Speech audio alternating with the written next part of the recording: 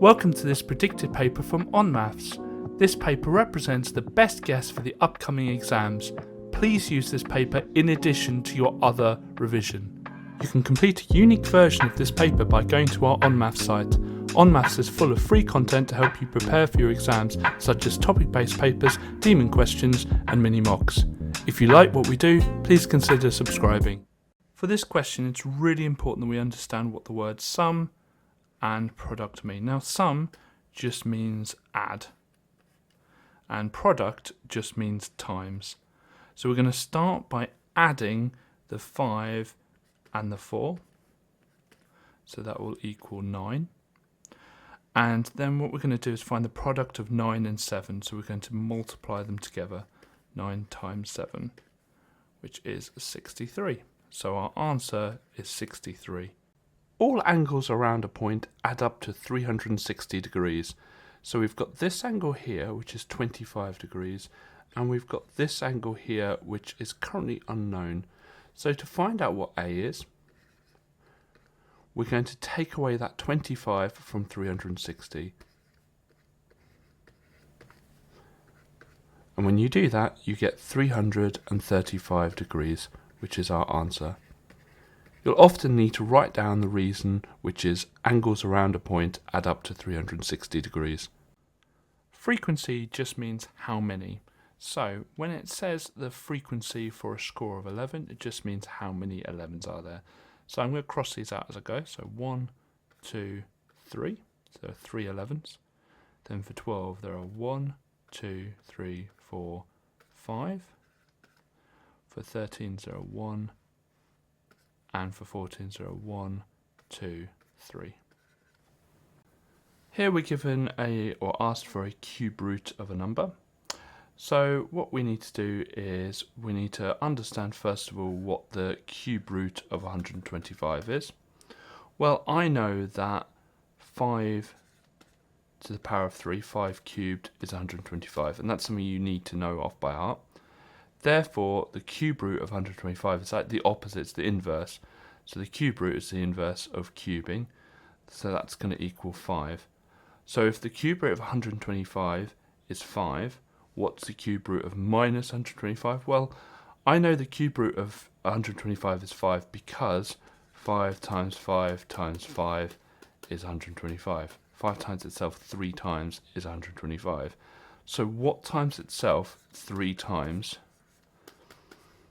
is going to equal minus 125, where it's going to be minus 5 times minus 5, which will be positive 25, times minus 5 will be a negative minus 125. So our answer is going to be minus 5. So this person's at Ashcook at 2017. So they're going to have missed this train here. And they're going to have missed this train here, so those are off. But they will be in time for this train here. And we're looking for the time it hits rise down. So it will get to flute at 20:52, and then rise down will be at 21:24.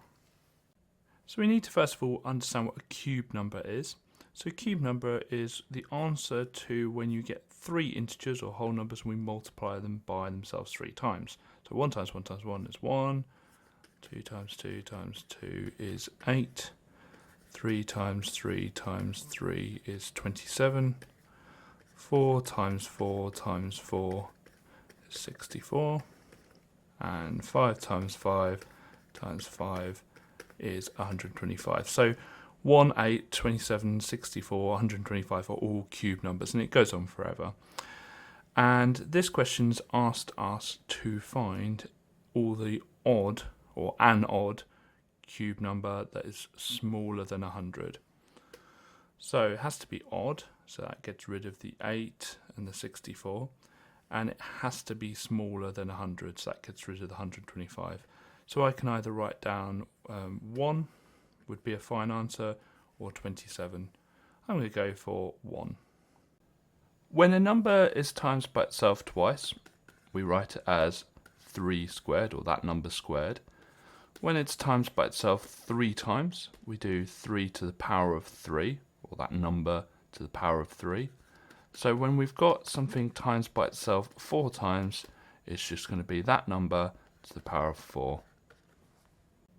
Whenever we multiply two negatives, we always get a positive, so we know our answer will be positive. We're going to do 9 times 12, which is going to be 108, and v times v, which is going to be v squared. Something to realise in this table we're given in this question is that the triangle has 3 sides, quadrilateral 4, pentagon 5, and hexagon 6, and that number is just 2 less than the number of faces. So basically, if you've got the number of sides, you add 2. So 4 plus 2 is 6, 5 plus 2 is 7, and 6 plus 2 is 8. So if we've got 20 sides, and we just do the same thing, so we're just adding 2, then we should have 22 faces. So our answer is 22.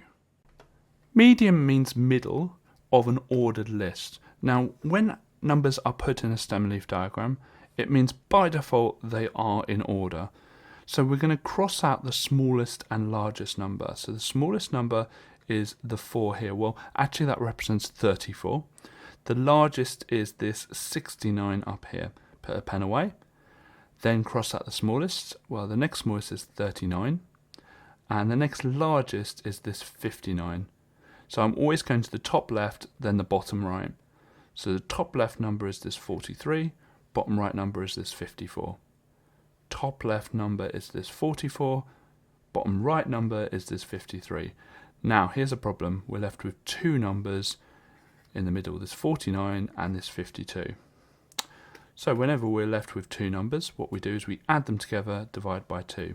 So to find the median, we're going to do 49 plus 52, and we're going to divide that by 2. So 49 plus 52 is going to be 101, divided by 2. And 101 divided by 2 is 50.5, or 50.5. And again, realise that 50.5 is halfway between 49 and 52. So we've got 10x plus 2x. Now 10x plus 2x are like terms, so we can just add them together to make 12x. And we've got that equal to 24. Let's put in our solve lines. Now that 12 before the x is a times 12. So to get rid of it, we do the opposite, which is divide both sides by 12. And so we've got x on the left-hand side and 24 divided by 12, which is 2. So our answer is x equals 2. So football is represented as a quarter of this pie chart. And so if there are 60 students altogether, we just do 60 divided by 4 to find a quarter of it. And that's 15. So there are 15 people who picked football. To find a coordinate, what we can do is we can start in the middle and we work out how far across we have to go. And here we have to go 2 across, so the x coordinate is 2. Then we find out how far upwards or downwards we have to go. And here we can go, well, we have to go 3 downwards, so that's going to be minus 3. So we first of all look at the x coordinate, the 2, then the y coordinate, minus 3, along the corridor, up, or in this case down the stairs. So what we need to do is find out where the graph is at its highest, and so it's highest here. And so if we go down from there, we find out what year it is. Well, these years seem to be going up in 1, so that's 1950, 1951, 1952. So the answer would be 1952. So the first thing we're going to do is write this as a ratio between the fractions. So we're going to have green to black. Now it says that a quarter of the counters are black, and therefore the remaining counters will be green. So if a quarter are black, that leaves 3/4 to be green. And what we can do here is on both sides of the ratio, what I'm going to do is just times it by 4. So I'm just going to times 4 both sides. So 3 divided by 4 times 4, because over 4 just means divided by 4. So 3 divided by 4 times by 4 just gets rid of the fraction. And 1 divided by 4 times 4 is just going to be 1. Now, this might surprise some people because they will probably think it's a ratio of 4 to 1, but we can show here that it's a ratio of 3 to 1. To get from the length of a square to the area, we square the length. To work backwards, what we do is we square root, because the inverse of square is square root. So we've got 196 and we're going to square root it to find the length. So we work out the square root of 196, which is what number times itself is 196. And you should learn them from 1 to 15, so you should know all of the square numbers from 1 to 15. So you should know that the answer is 14. So the length therefore is 14. So to work out what the perimeter is going to be the distance around the square. So if I draw a square out, we know that each of these lengths are 14. So it's just going to be 14 times 4, which will be 56. So for this question, we just need to pick one of the coordinates. I'm just going to pick this one here. And we just need to work out what the coordinates are. Well, it's going up in 2, so it's going to be 4 on this side. And this is kind of 4.5, so that's going to be 19 there. So we know it's 19 at the bottom and 4 at the side here. So we're going to have a look on our table for a 4 and a 19. We've got a 19 and 23 here. It's got to be a 4 and a 19, which is here. And it shows that the 4 is for paper 1 and the 19 is for paper 2. So our answer will just be paper 2. To find the midpoint, we can use this simple formula. And we're going to start off by finding the midpoint for the x component.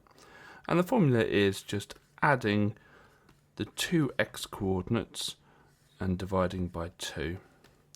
So we're just going to add the two x coordinates together. So we've got 2 plus minus 1 divided by 2. And that's going to be 1/2, or 0.5. Do the same thing for the y coordinates, and the formula is the same, but just with adding the y coordinates together and dividing by 2. So it's going to be -5 plus 2, all of that divided by 2. So that's going to be -3 over 2, or -1.5. So we're asked to reflect this shape along the line y equals x, and y equals x is a diagonal line where all the x values are equal to the y values. So at the bottom here we've got x is 10 and y is 10, so that coordinate would be 10, 10. And then obviously this coordinate 4, 4, etc. So we need to reflect it across this line. And so if I pick a point, I'm going to pick the top one. We can see it goes 4 diagonals to hit that line. So 1, 2, 3, 4, so it will go another 4 diagonals. So that will be one of the coordinates there. And I'm going to do the same with the bottom one. So 1, 2, 3, 4, 5, 6 diagonals. 1, 2, 3, 4, 5, 6 diagonals. So it will be there. And then finally, I'm going to do this slightly harder one. So we've got 1, 2, 3, 4, 5, 6. 1, 2, 3, 4, 5, 6. Kind of goes over the other one. Ends up here. So if we join these up,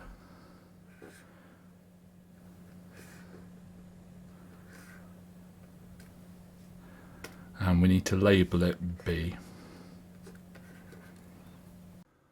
It's really important when answering this question that we're really methodical. So we're going to start off just looking at steak, and I'm going to start off with the S, and we're going to pair it with the first dessert, which is the I. Then we're going to pair the steak with the second dessert, which is the mousse. Then we're going to pair it with the third dessert, which is the fruit. So we're being really methodical. We've done all of the combinations with steak. And so we're going to look at burger next. And we're going to pair it with the first ice cream. Then burger. And we're going to pair it with the mousse. And then finally the burger we're going to pair with the fruit. As long as we do things methodically, we don't ever miss any. For each of these options, try and construct in your head the triangles that would be made from these lengths. And I'm going to give an example for question D, or for option D. And I'm going to construct my triangle just with sticks. So we're going to start off with our first stick, which is 19 centimeters. Then we're going to do another stick, which is going to be 37 centimeters. And we've got one last stick, which is 61 centimeters. Now, looking at the first two sticks, the actual combined distance of them, so when we add them together, so be 19 centimeters plus 37 centimeters, is 56 centimeters. So that's the combined width of them. And you can see that that actually wouldn't be able to create a triangle if the third stick is 61 centimeters. So the side here could combine with this side. So we could move this whole stick here onto this side here, but we can't actually make a triangle with it because the two lengths that we've got won't ever reach the end bit here. They just won't ever reach that bit to be able to create the triangle. And I'm just going to put that back. So our answer is option D. All probabilities have to add up to 1. And so the probability it will rain tomorrow is 0.15. And so the probability it won't rain is 1 minus 0.15, which will be 0.85. Here we're given angles on a parallel line, and the first thing we do is find out what letter they follow. And so I just connect the parallel lines with the angles, and it makes a little C. So if you look, it makes a little C. And C are interior angles. Now interior angles are a bit weird because they add up to 180. So to find x, what we need to do is take 172 away from 180, which will obviously be 8 degrees. And so it's going to be 8 degrees, and the reason is interior angles. Now some teachers call it co-interior, some teachers call it allied angles. Either one of those three is absolutely fine, you'll get full marks for. So you do need to know the parts of a circle. So the full distance around the circle is called the circumference. If you've got a little bit of it, it's an arc. If you've got a line across it, that would be a chord. And the part that's kind of trapped in there is called a segment. Then if you've got a line across the circle going through the centre, that's a diameter. If you've got a line just going to the centre, if I can draw it properly, then that's called a radius. If you've got a line that touches the circle just on one point, like that, that's a tangent. But in this case, we have a sector. To find the surface area of the cuboid, I'm just going to label the faces and do them individually. So we've got A, which is 24 by 13. So we're going to do 24 times 13, which is 312. Next we're going to do B, which is this one at the top, and it's 24 across and 8 is the length. So 24 times 8, which is 192. And finally C on this side here, which is going to be 13 times 8, which is 104. Now notice that the faces all have the exact same face on the opposite side. So this one at the back is also A, this one at the side is also C, and the one at the bottom is also B. So what I'm going to do is add up all the areas of the squares and double it. So to work out the surface area, we're going to do 2 times and then 312 plus 192 plus 104, and that will give me 1,216 centimeters cubed squared, because it's an area. So in this question we basically need to add the 2 3/4 and the 2 2/5. So we're going to do 2 3/4 plus 2 2/5. Now if I just rewrite this, 2 3/4 can be written as 2 plus 3/4 plus 2 plus 2 1/5, or 2/5. So we can add the 2 2's together to make 4, and then all we need to do is add the 3/4 and the 2/5. So when you add two numbers with different denominators, what we need to do is get the common denominators, and we do that by just quickly writing out the 4 and the 5 times table and seeing what the first number in both their times tables is. 16, 20, and 5, 10, 15, 20. So that's 20. So we need to get the bottoms of the fractions to 20. Now for 3/4, to get the bottom to equal 20, we need to times the 4 by 5. And whatever you do to the bottom, you've got to do to the top, so times that by 5 as well, which will be 15. And for 2/5, we'll get that bottom to 20, so we times that by 4, and so we've got to times the top by 4 as well to make it 8. So it's going to be 15 over 20 plus 8 over 20. So we need to add the numerators. So it would be 15 plus 8, which is going to be 23 over 20. Now that is a top-heavy fraction, so we can rewrite that as 1 and 3/20. And we can add the 4 and the 1 together to make 5 and 3/20. So the answer is 5 and 3/20. So we're asked to find the value of n where both sequences have the same term. So I'm going to start off by equaling both nth terms to each other, and then we can find the value of n which gives the same term.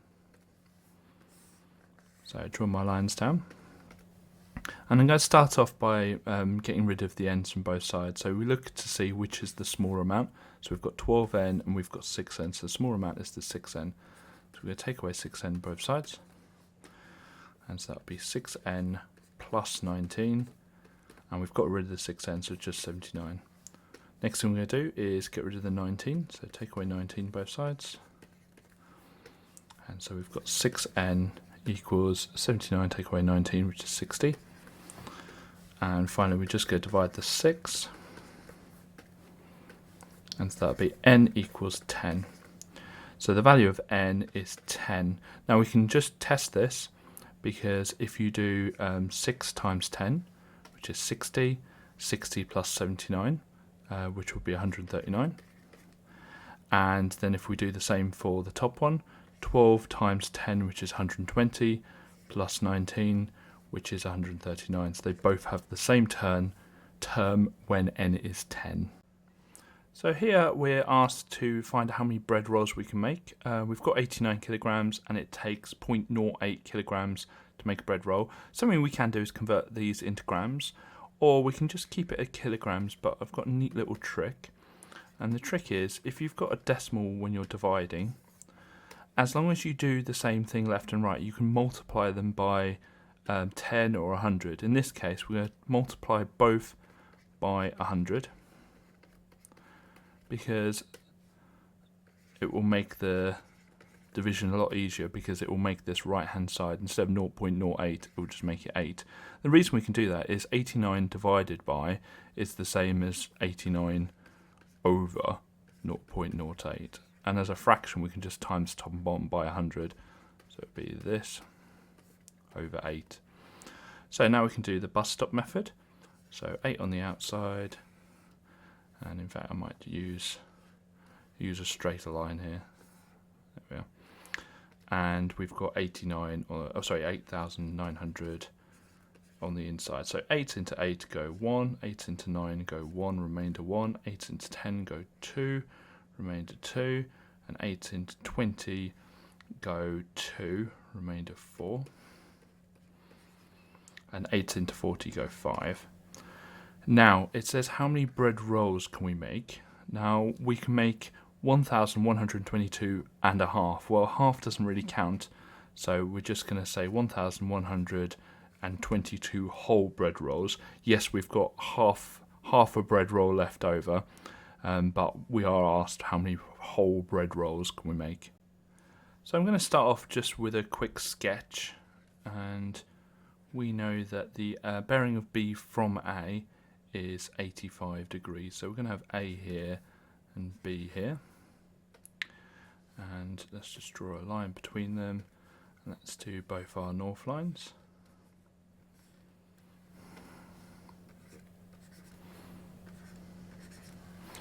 And so we know that this angle here is 85 because it's the angle on the bearing of B from A, so it's 85 degrees. So now it says work out the bearing of A from B. So the first thing we can do is actually just draw a line going down here, and we know that this angle here will also be 85 degrees because of alternate angles. It's always best to write that down somewhere, so we can just put in brackets here alternate angles, and we know that this angle here is going to be 180 degrees because it's a straight line.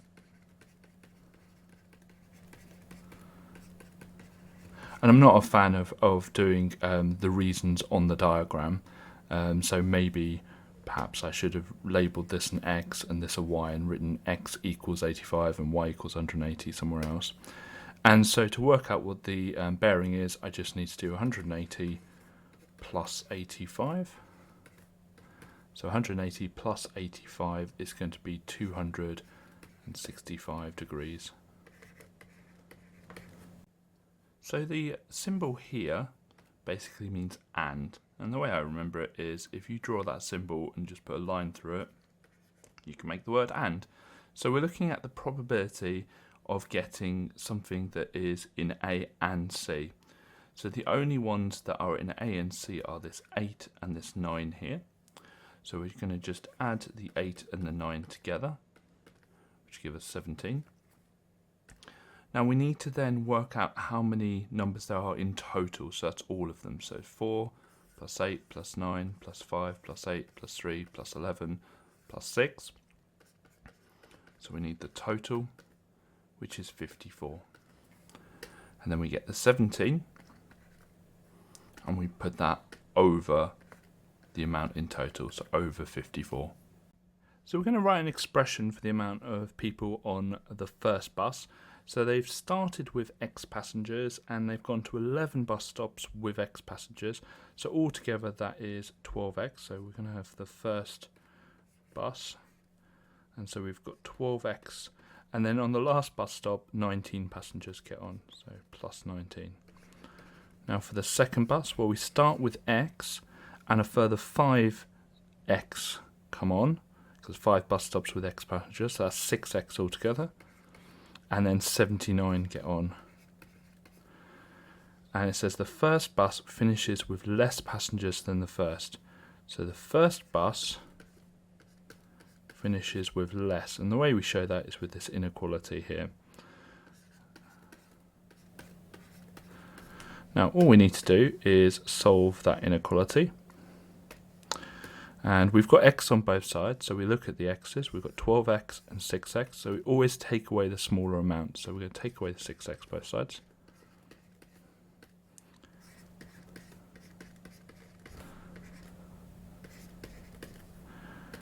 And next thing we can do is take away the 19 from both sides.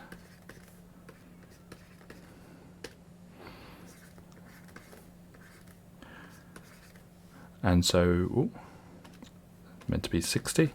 Got ahead of myself. And the last thing we do is divide by 6 both sides. And so we've got x is less than 10. Now, it says here, assuming no passengers got off either bus, what is the largest value for x? Now, it is tempting to write down 10, but it says x has to be less than 10. So the biggest number we can get that is less than 10 is 9. To find the gradient, we need to find 2 points we know on this graph. So I'm going to pick that coordinate and this coordinate here. And we know that we need to draw a right angled triangle between them. And we find the gradient by the change in y, which is 3, over the change in x. But notice the change in x is 1, so it's going to end up being 3 divided by 1, which is just 3. So a different definition of the gradient is for every 1 we go to the right, how far up we go, which is 3. To find the pressure, we need the area and the force. And we're given the force in the question, and so all we need to do is find out what the area is, which will be the 7 times the 9, which will be 63 centimeters squared. And the force is given to us in the question, so what we can do is write down the pressure formula, which says that pressure equals the force divided by the area. Force is given to us as 2268. The area we've calculated is 63. Divide the 2 and you get 36. So it's going to be 36 newtons per centimetre squared. To convert from meters to centimetres, we times by 100. But here we're asked to convert between meters cubed and centimetres cubed. So we times it by 100 per dimension. Meters cubed and centimetres cubed is volume, which is 3 dimensions. So what we do is we times it by 100 3 times, times 100, times 100, times 100, or times by 100 cubed. So we get our amount, 0.15, times it by 100 cubed, and that will give us 150,000. So our answer is 150,000 centimetres cubed. To find the median, we need to have all the numbers in a list from smallest to biggest and find the middle num. Now, we can't do that when we're using a table like this, or it's not very practical to. So we need a kind of different strategy, and the way we do it is to use a simple formula to find the position of the median. Now, the median will always be in the n plus 1 divided by 2 position. So we need to find out what n is, and we do that by adding up all the frequencies there. So let's add those together and you get the sum of f. So those add up to 15. So if you do 3 plus 4 plus 2 plus 1 plus 5, you get 15. And so we've got 15 plus 1 divided by 2. 15 plus 1 is 16, divided by 2 is 8. So the position of the median is in the 8th position. Now, to easily find out which group, because it's asking for the class interval, which is just a fancy way of saying a group. So it could be this one, or it could be this one. To easily find out which group the median is in, what we do is a quick running total. So what I'm going to do is add up the frequencies as I go along. So we've got 3 there. 3 plus 4 is 7, plus 2 is 9, plus 1 is 10, plus 5 is 15. And then what I do is just convert those into 3rd, 7th, 9th, 10th, and 15th. So what those numbers are the last time that a number is in that group. So we've got 3 numbers that are in the group 10 to 25, and the 3rd one is the last number in that group. The 4th one, therefore, will be in the 25 to 40 group. So we're looking for the 8th one. Well, the 7th one is the last one in this group. So the 8th one will be in this group here, as well as the 9th.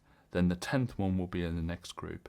So when it asks for a class interval, all we need to do is copy down exactly what the group is. So it's 40 to 55. And don't ever write down 40 to 55 or anything like that.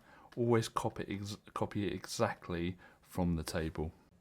So we know that 171 is 3 times 3 times 19. And what we do is we just compare 171 with 342. And we know that 171 times 2 is 342. So therefore 342 will have the same prime factors as 171, which is 3 times 3 times 19, but it will also have a times 2 in there. So the answer will be 2 times 3 times 3 times 19. Factorising is the opposite of expanding, so instead of multiplying something out of a bracket, we're putting it in a bracket. I'm going to start just by putting the bracket down. And we're going to ask ourselves, what number can we divide out of 18 and 33? And we need the biggest number we can divide out of both of them.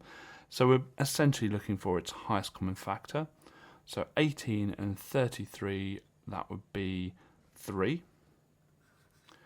And there's no letter we can divide out of both of them because 33 doesn't have a letter. Next we ask ourselves, 3 times what is 18x? Well, 3 times 6 is 18. 3 times 6x will be 18x. Then we ask ourselves, what times 3 is 33? And that's obviously going to be 11. And you can expand that. 3 times 6x is 18x. 3 times 11 is 33. So we know we've got the right answer. So our answer is 3 brackets 6x plus 11. So we need to first of all work out the amount of machine minutes it takes to make a toy. And what we do is we multiply the amount of machines by the amount of minutes. So 5 times 40, which would be 200. So if we had one machine, it would take 200 minutes to create one toy. Here we're asked, well, okay, what if we wanted a toy every 8 minutes? So we get the 200 and we divide it by 8. And when we do that, we get 25. So if we had 25 machines, we would be able to make it every 8 minutes. And the logic here is 5 machines. So this is machines, and this is minutes, is 40. Then 8 minutes, if you think about it, we divide that by 5 to get to 8. And so if we divide the amount of minutes by 5, we actually times the amount of machines required by 5. So this is called an inverse relationship. So if one doubles, the other halves. If one divided by 5, the other will times by 5. So our answer here is 25 machines. So we're going to first of all convert the 11 litres into millilitres. So we're going to do 11 times 1,000, which would be 11,000. Okay, so we're going to just draw a line, like a number line. And we're going to have the 11,000 in the middle. Now, what would be the next one down if we're looking at to the nearest 10 mil? So we're going to add a 10 mil on, which will be 11,010. And we're going to take the 10 mil away. So 11,000 take away 10 mil will be 10, 990. Now when we're looking at limits, with the upper and lower part of it, we are looking at halfway points. So halfway here and halfway here. So this halfway point will be 10,995, and the next one will be 11,005, and that's the halfway points. And so that is going to be our upper and lower bound. And we just need to say that V can be anything above the 10,995 and including that, and it can be anything below 11,005, but it can't include that, because if it did, if it was 11,005, it would have rounded up to 11,010. So we're told the length of this rectangle is u, and the width is u plus 2. Doesn't matter which way around we do it, and we're told the area is 80. So we can actually write an equation from this. So u times u plus 2, so that's the length times the width, is equal to the area, which is 80. So let's expand this. And what we're going to do is we're going to put everything to the same side. So all I'm going to do here is subtract 80 from both sides. And so we've got u squared plus 2u minus 80 equals 0. Now we're going to be using quadratics, so we're going to factorize this. And so we need two numbers that add together to make 2 and times together to make minus 80. So I'm going to put my brackets out. So we're going to have u at the start of the brackets, and let's have a think. So it's going to be 8 and 10, and one of them will be positive, one of them will be negative. Well, to add them together to make 2, the 10 will have to be positive, and then the 8 would have to be negative, and then minus 8 times 10 is minus 80. Okay, last thing is we get each of our equations equal to, each of our brackets equal to 0, so we can solve them. Let's just do this in normal colour. So u minus 8 equals 0, and let's solve that. And so we're going to add 8 both sides, and we've got u equals 8.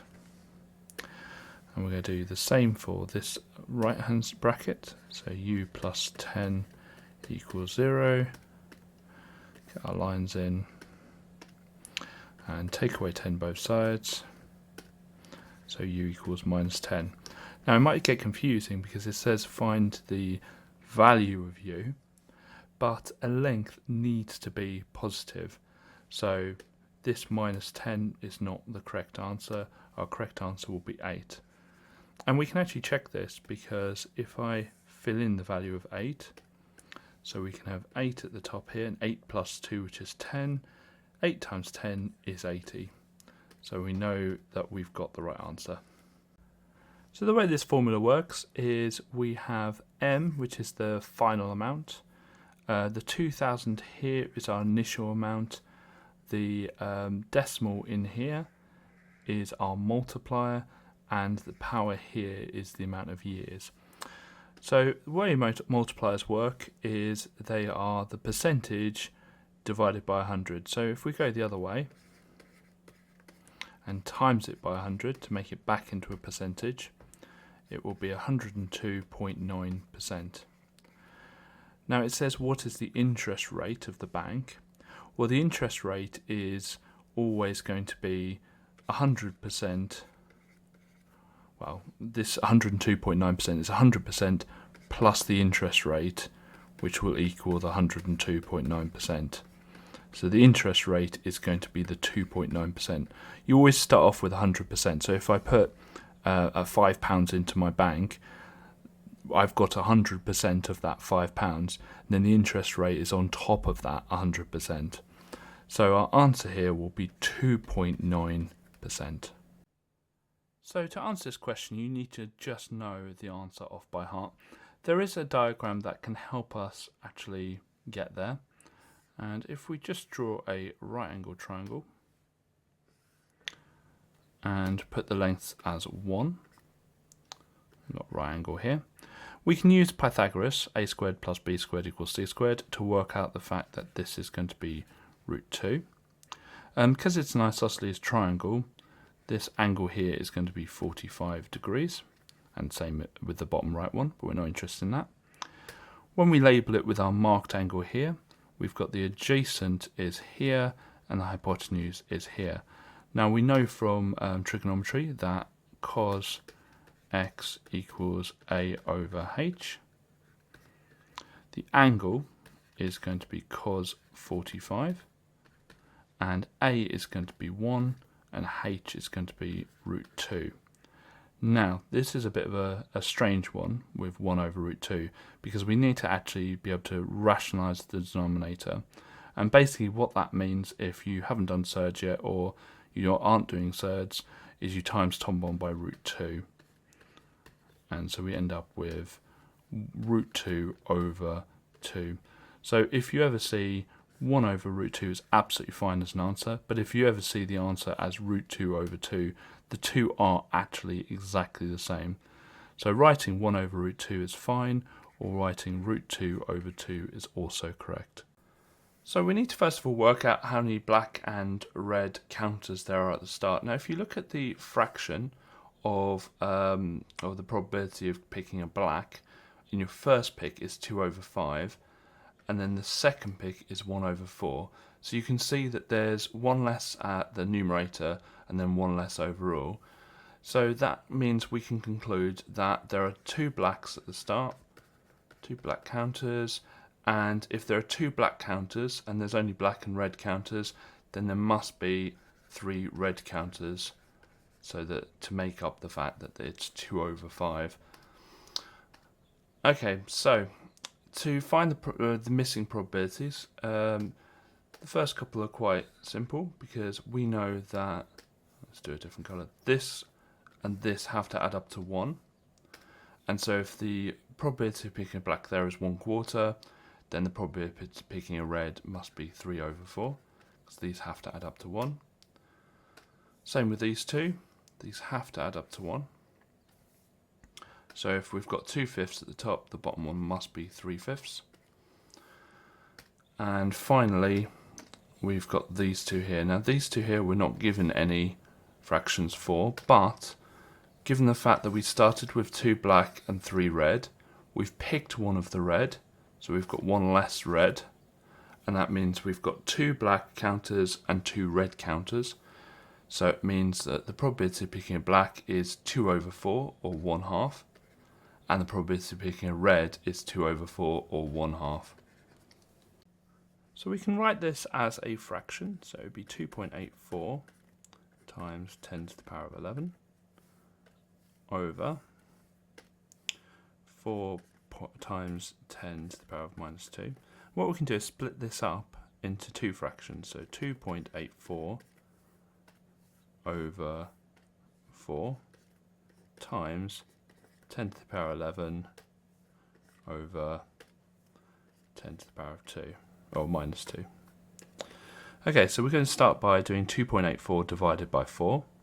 So we're going to just do the bus stop method, so 4 on the outside, and we've got 2.84 on the inside. 4's into 2 don't go, so carry the 2 across. 4's into 28 go 7, and 4's into 4 go 1.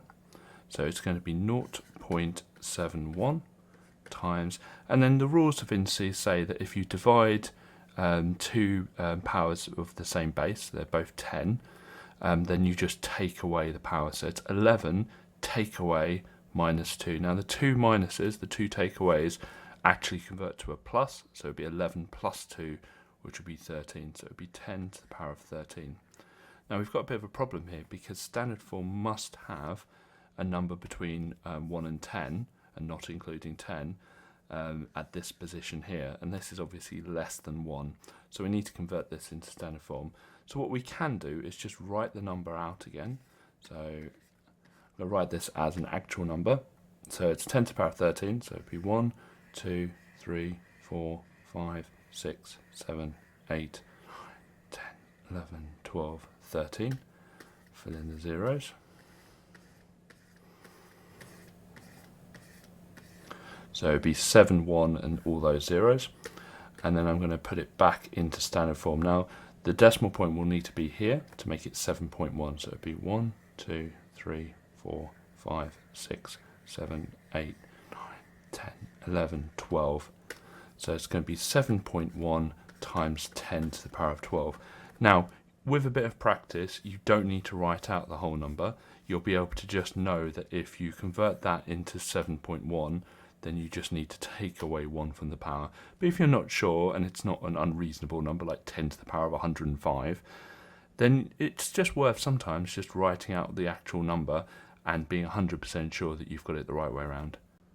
With this question, you've just got to know what the different functions look like.